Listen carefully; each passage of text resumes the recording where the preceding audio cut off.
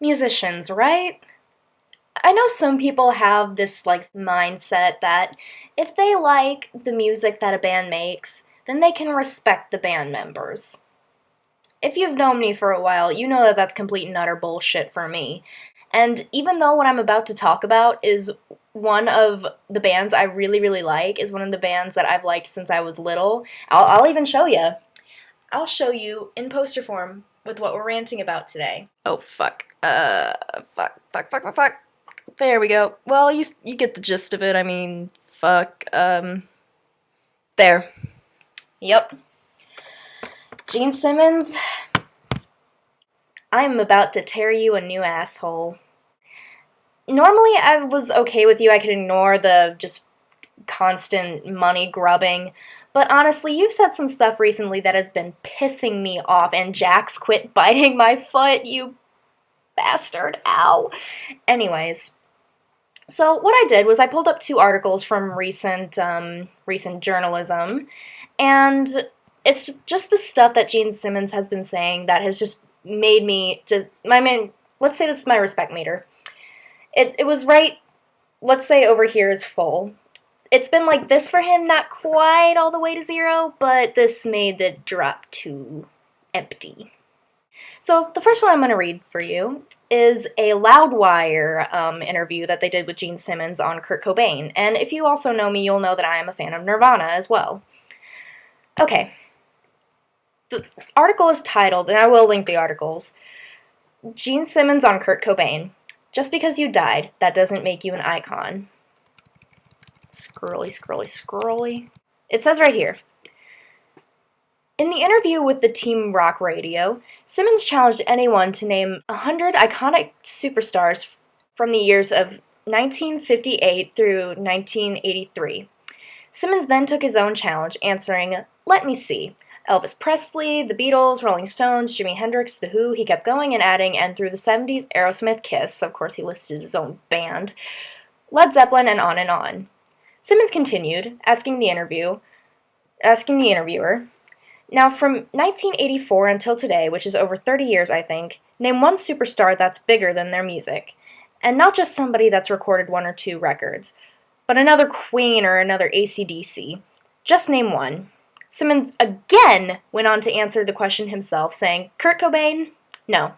That's one or two records. That's not enough. Amy Winehouse? That's one or two records. That's not enough. I heard you the first time, dumbass.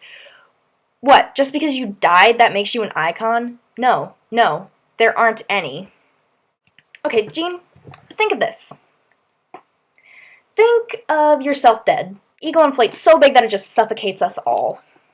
Would you want people to remember you as a musician? Absolutely. You want them to know you as the bass player of Kiss. Do you want them to respect you in death?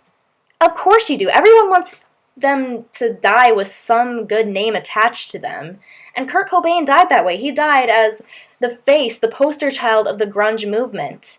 And a lot of people respected him for his music. They don't love him just because he committed suicide. That mindset is just absolutely stupid. Is that your argument as to why you don't like Kurt Cobain? Kurt was respected because of his music, not because he committed suicide. Can I just leave it at that, or do I have to go on? I mean, everyone who's a Nirvana fan knows that, yeah, Kurt's suicide rocked everyone, and it was very depressing, and it's fucked up Courtney Love, even though she was a little bit fucked up before, but I still love her. But anyways, god damn it, Jax! Anyways, people respected him because he started a movement, they related to his music, and when you die, is that how you want people to remember you? Like, do they want you to say, "Oh, he's an icon just because he died"? No, that's not the case. No, the reason anyone would consider you an icon is because you're the demon from Kiss, and you wrote God of Thunder, and you played God of Thunder, and it's an excellent song. You want them to remember you for that, and that's why a lot of people remember Kurt. Now, I will agree, anyone who considers an icon just because he's dead, that is absolute dumbassery right there. But I feel like I've made my point with this, and I feel like I should move on, because this next one,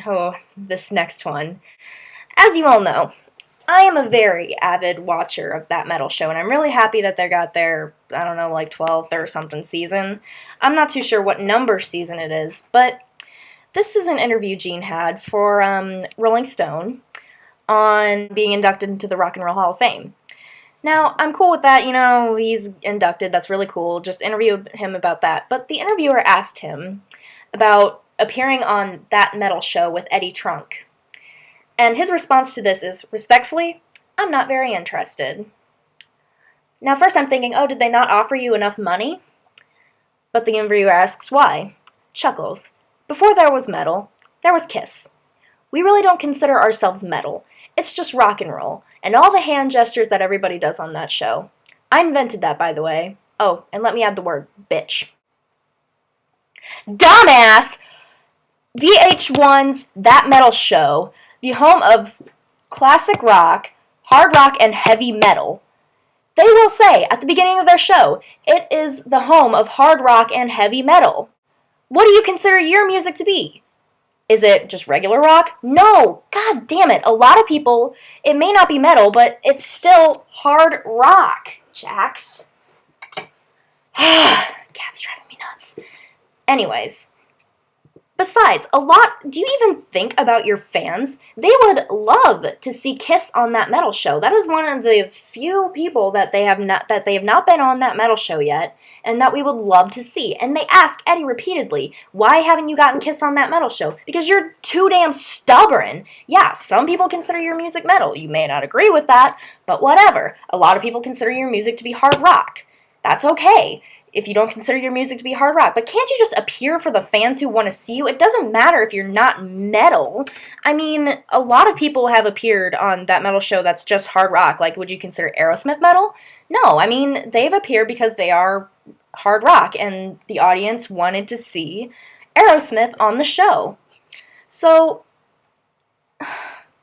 I'm just really thinking that it's because they didn't offer you enough money, because we know if anyone throws, like, a penny on the ground that you will just, like, take a nosedive into the concrete yelling, mine, mine, mine, like the fucking seagulls from Nemo.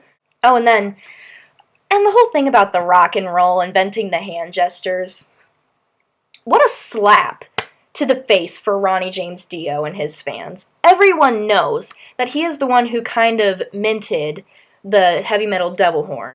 He's even told the story multiple times. His grandma is the one that was giving people the evil eye and to give it back. And he's told the story multiple times. And I'm pretty sure he's been around longer than you. I'm not too awfully sure on that. But if he has been around longer than you, then you're just making yourself look like even more of an arrogant asshole. Because everyone knows, he said it in multiple interviews, that he got it from his grandma. And once he did that, it stuck, okay? Because Ronnie James Dio was a great fucking guy. And his music is legendary. His voice is legendary. So don't even have the gall to talk about stuff you invented, because everyone knows it's a crock of shit, you fucking asshole. God. You've also went on to claim that you've invented a lot of other stuff, but I mean, that list goes on and on for miles, and I think this video is already a little bit too long. It's more time than I've wanted to spend on you, because the only real thing I can find you to be useful for is playing God of Thunder.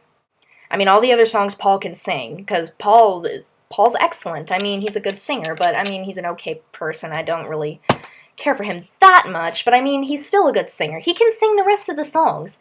But I know God of Thunder is your song, and I respect that. But that is the only use I can find for you. Otherwise, I would totally be fine with just having your mouth sewn shut, because honestly, I can't even take any more of this narcissistic bullshit that spews from you almost every other month.